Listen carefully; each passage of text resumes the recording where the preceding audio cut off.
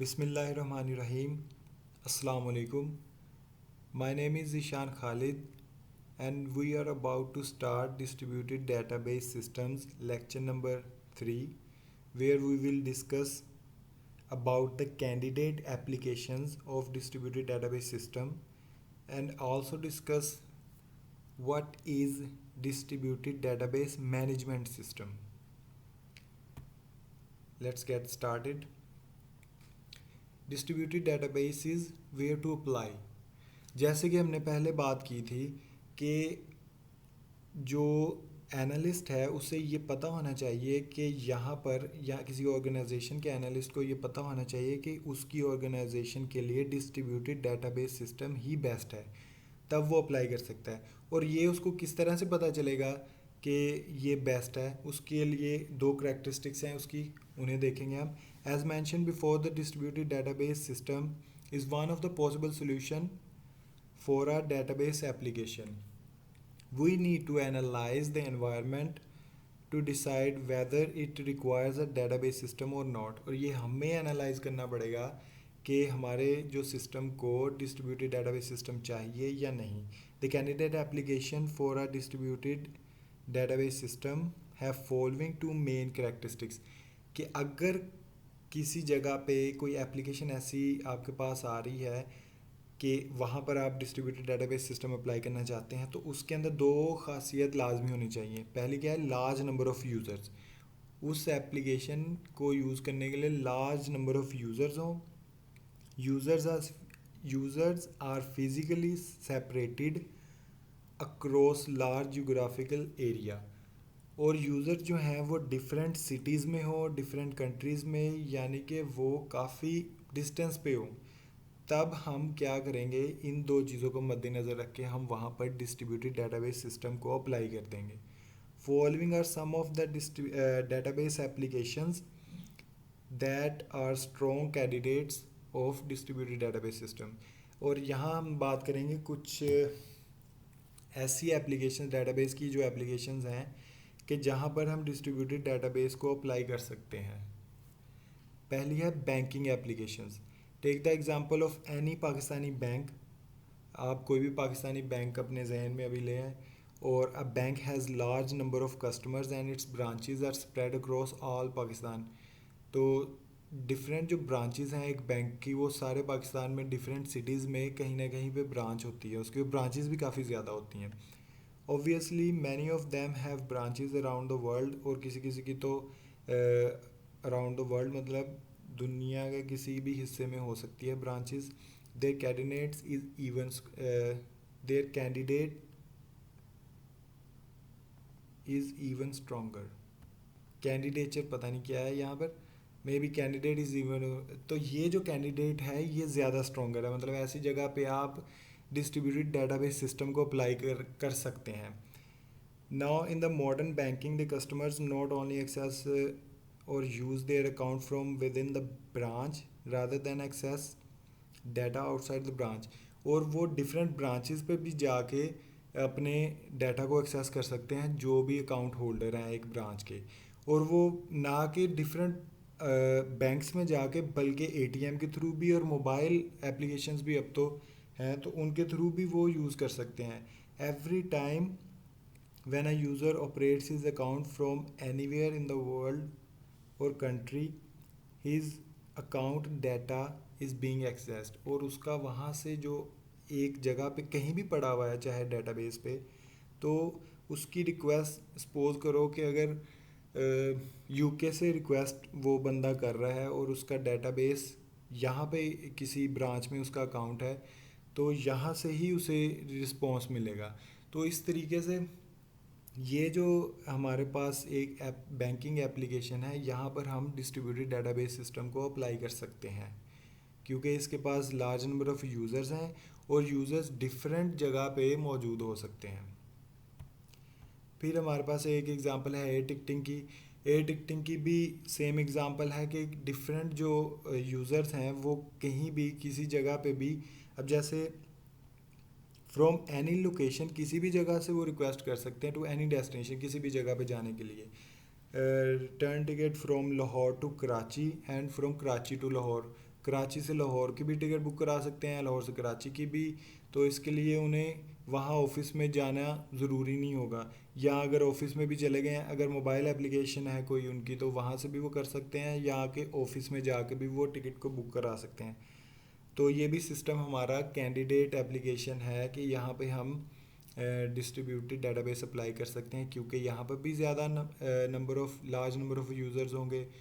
और दूसरी बात ये थी कि जोग्राफिकली तौर पे वो फैले हुए हों डिफरेंट जगह पे, डिफरेंट जगह से वो रिक्वेस्ट कर रहे हों। Business at multiple location, a company having offices at multiple location or different units at different location like production, warehouse, sales and operating from different location, each site storing data locally. However, these units need to access each other's data, and data from all the sites is required for the global access. अब एक large जो business company है उसकी multiple sites हों, और site पे जैसे ये इनके प्रोडक्शन एरियाज़ होते हैं, जैसे प्रोडक्शन अलग है, वेयर हाउस अलग है जहाँ पे वो स्टोर करते हैं, सेल्स कहीं और पे कर रहे हैं, और ये सारी चीज़ें अगर एक ही बंदे ने देखनी हो तो वो कैसे देखेगा। तो जबकि हमें डिस्ट्रीब्यूटेड डेटाबेस सिस्टम ये फैसिलिटी प्रोवाइड करता है ग्लोबल एक्सेस की, जो हमने लास्ट लेक्चर में पढ़ा। तो ग्लोबल एक्सेस में क्या होता है कि जो या मैनेजर या कि उसका ऑनर उस ऑर्गेनाइजेशन का, वो सभी डाटा को एक्सेस कर सकता है एक ही क्यूरी के अंदर। तो ये इसके स्ट्रॉन्ग कैंडिडेट्स हैं, ये 3 एग्जांपल हैं। आई होप कि आपको समझ आ गई हो कि किस जगह पे हम डिस्ट्रीब्यूटेड डेटाबेस सिस्टम को अप्लाई कर सकते हैं। अब बात करेंगे डिस्ट्रीब्यूटेड डेटाबेस मैनेजमेंट सिस्टम। पहले तो मैं आपको बताता चलूँ कि डेटाबेस मैनेजमेंट सिस्टम क्या होता है। अभी एक स्मॉल डेटाबेस की बात करेंगे जो कि एक कंप्यूटर के साथ ही अटैच है, और डेटाबेस के अंदर हमने डाटा को अरेंज कर दिया।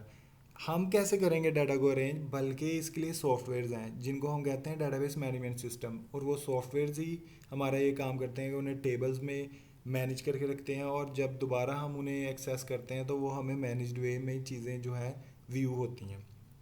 अब डिस्ट्रीब्यूटेड डेटाबेस मैनेजमेंट सिस्टम से क्या मुराद है कि डिफरेंट जगह पे डिस्ट्रीब्यूटेड जो हमारे सिस्टम चल रहे हैं डेटाबेसेस, उनको एक गवर्निंग बॉडी चाहिए जो कि सारे डेटाबेसेस को इकट्ठा मैनेज कर रहा हो, और जब ग्लोबली कोई एक्सेस करे, मतलब एक क्यूरी डाले कि मुझे सारा डाटा शो करो, तब वो सारे यूज़र से या सारी साइट से वो डाटा उस यूज़र को, ग्लोबल यूज़र को वो शो करे।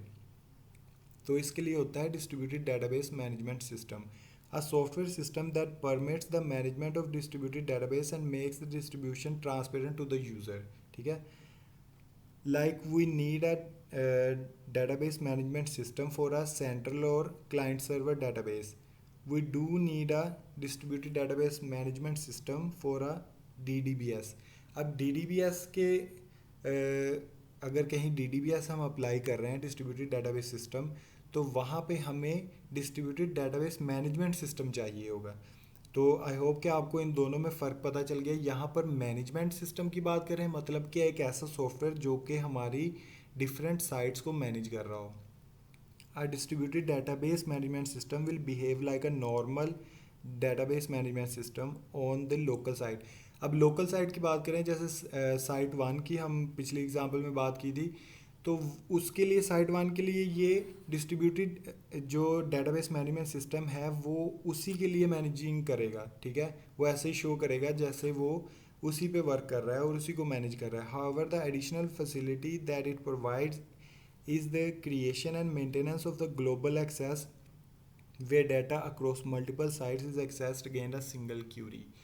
अब यहाँ पे जो एडिशनल फंक्शनैलिटी ये प्रोवाइड करेगा वो यही है कि जब ग्लोबल एक पर्सन या ग्लोबल रिक्वेस्ट उसे जाएगी, तो डिफरेंट साइट्स, अगर साइट्स 4 हैं या 5 हैं और डिफरेंट ग्लोबली अलग अलग जगह पे हैं, और डेटाबेसेस भी वहाँ पर हैं और डेटाबेस मैनेजमेंट सिस्टम भी उन पे चल रहा है, तो डिस्ट्रीब्यूटेड डेटाबेस मैनेजमेंट सिस्टम क्या करेगा कि डिफरेंट जो भी हमारे पास साइट्स होंगी उन सब से डाटा जो हमें एक ही क्यूरी पे ग्लोबल एक्सेस के थ्रू, वो एक ही क्यूरी पे सारा डाटा हमें शो कर देगा।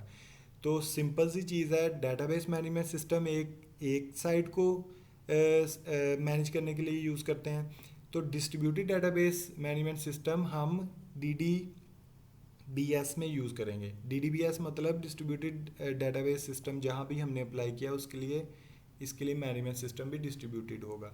और इसकी एडिशनल फंक्शनैलिटी सिर्फ यही होगी कि ग्लोबल पर्सन जब भी एक्सेस करेगा या क्यूरी देगा कि उसे डाटा शो करो या उसे सारा डाटा चाहिए तमाम साइट्स का, तो वो उसे वो व्यू प्रोवाइड करेगा।